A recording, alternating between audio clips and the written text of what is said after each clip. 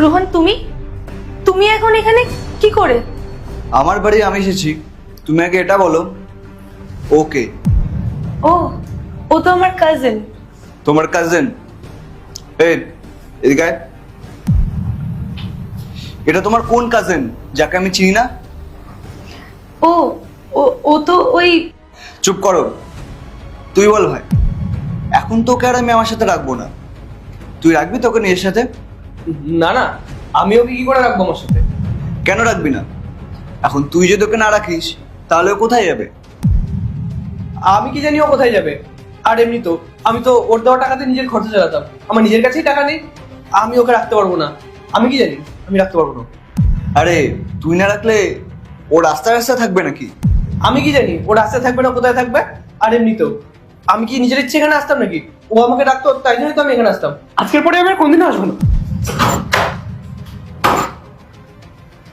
তোমার প্রেমিক তো চলে গেল, এবার তুমি কোথায় যাবে? রোহন, তুমি যা ভাবছো তেমন কিছুই না। আমি তোমাকে ভালোবাসি আর আমি সবসময় তোমার সাথেই থাকবো। কিন্তু তুমি তো বলছিলে আমি যদি জেনে যাই তাহলে তুমি রাহুলের সাথে থাকবে, রাহুল তোমাকে খুব ভালোবাসে।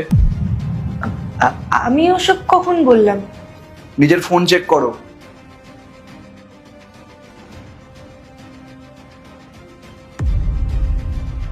কল?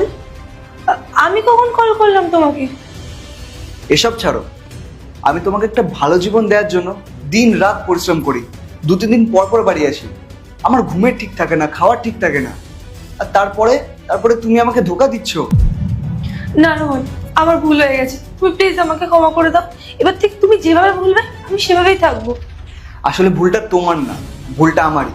তুমি যখন যা চেয়েছো, যেটা চেয়েছো, সব কিছু তোমাকে দিয়েছি, তোমার সব কথা আমি মেনে নিয়েছি। আসলে কি জানো তো, কেউ যখন নিজের যোগ্যতার থেকে বেশি কিছু পেয়ে যায় তখন সে সেটার মর্ম বোঝে না। তুমি না বেরিয়ে যাও আমার চোখের সামনে থেকে, আর যার সাথে ইচ্ছে তার সাথে গিয়ে থাকো। রোহন, কি বলছো এসব? আমি কোথায় যাব? আমার কে আছে তুমি ছাড়া? কেন? মেয়েটকে বলছিলে না আমি সবকিছু জেনে গেলে তুমি রাহুলের সাথে থাকবে? এবার আমিও দেখি তুমি ওর সাথে কিভাবে থাকো আর কোথায় থাকো। রোহন, আমি ওর সাথে থাকতে চাই না, প্লিজ। দেখো, আমার মাথা গরম করেও না, আমার মাথা গরম হলে সেটা কিন্তু তোমার জন্যই খারাপ হবে। চুপচাপ আমার সামনে থেকে বেরিয়ে যাও, যাও।